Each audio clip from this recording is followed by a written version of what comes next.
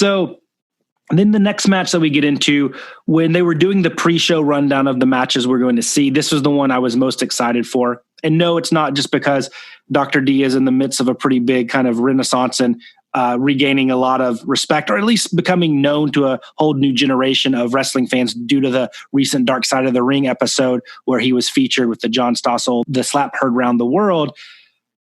I just love Dr. D in the ring. I thought it's great. And him and Hogan, I don't know, I always felt they just had some amazing chemistry. So it was great to go back and just make sure my memories were correct. And I loved this match. So it came to us from the Met Center in Minneapolis. And this is in June of 84, the end of June of 84. So we went from August to December. Now we're back in June. And I love Hogan's voiceover calling Dr. D, David Schultz, the super redneck. I love it. Yeah, going into this video, like I said, I wasn't overly familiar with all the guys on it. Greg Valentine was a bad guy in a robe that kind of made sense and everything. But Dr. D came off a little bit different because you could see in the opening when they go face to face just talking shit. I mean, Dr. D just doesn't give a shit. He just looks like he wants to kick Hogan's ass. That isn't intimidated by him. You're not going to see him run. He's just ready for a fight. And that's what we got here. He definitely stands out compared to a Valentine.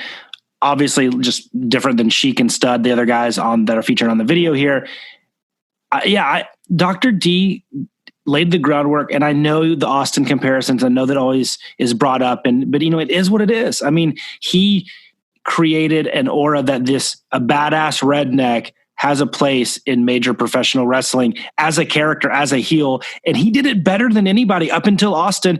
And, we can have arguments on who actually did it better. We know which one made more money, but that's not all Dr. D's fault. He's awesome. The character's awesome. The look is awesome. The promos are awesome.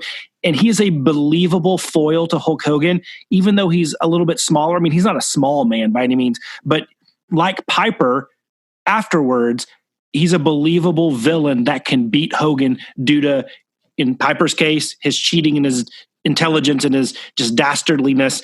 With Schultz, just his redneckedness is just badass and will do anything and just, will shoot you if he has to. I don't know. I love the visual. I love the matchup. I love everything about Dr. D.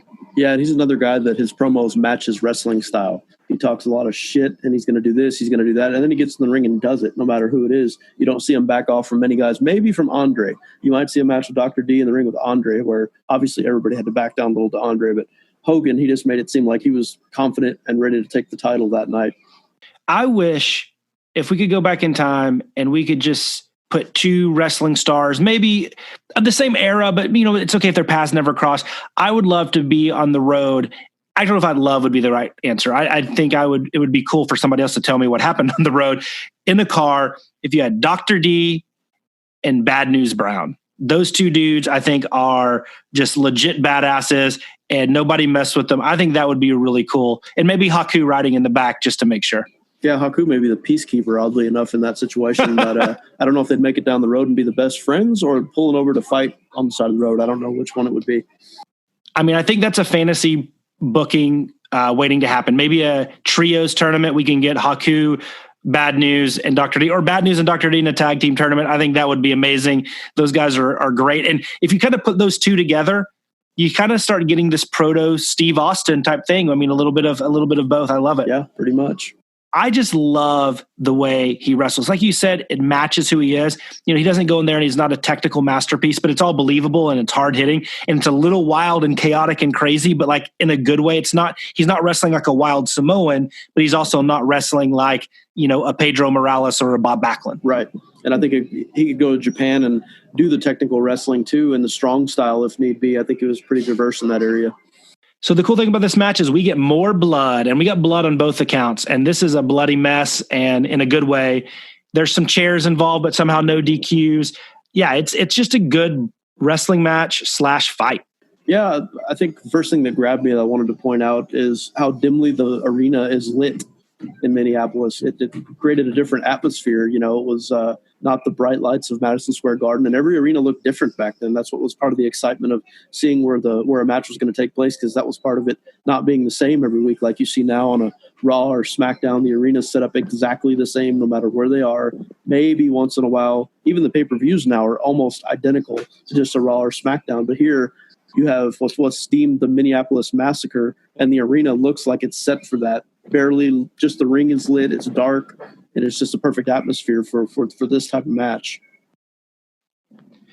Yeah, I missed that. I mean, I think AEW is trying to do that a little bit. Their set morphs a little bit, and of course their big events and pay-per-views are different. But yeah, I mean, where the match was fought and the look and feel mattered. I mean, WCW I thought was really good at that on some of their nitros. They would do some more of the gimmick nitros, not all of them, right. But yeah, just seeing the Met in Minneapolis is going to look different than Madison Square Garden. That's going to look different than the Boston Garden, and that's going to look different than Reunion Arena. Like it's so cool and refreshing to see that, because it does take on. It's almost like it's the third person in the match.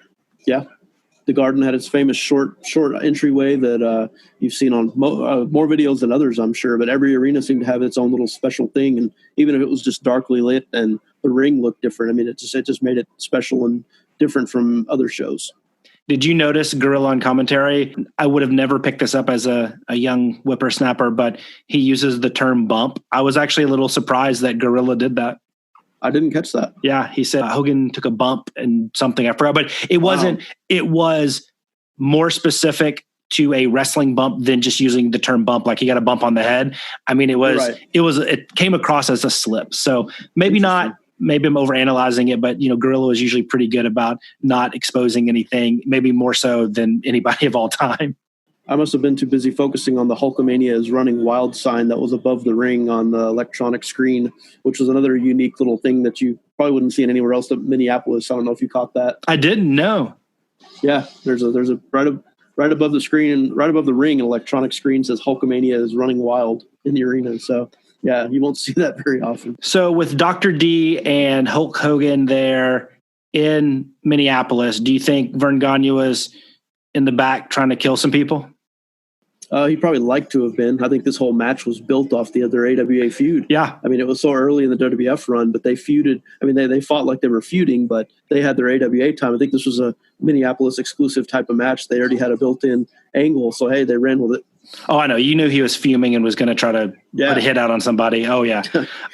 Just salt in the wound right there in the heart of AWA country. Yep. So you mentioned the heel tendencies, and I think this match personified that better than any. You have Hogan doing things like the neck hang and breaking right before getting disqualified, and just knowing that, hey, this is a fight against a really badass dude. I'm going to have to do everything that you would do in a fight, including some things that, would appear heelish. So that was cool.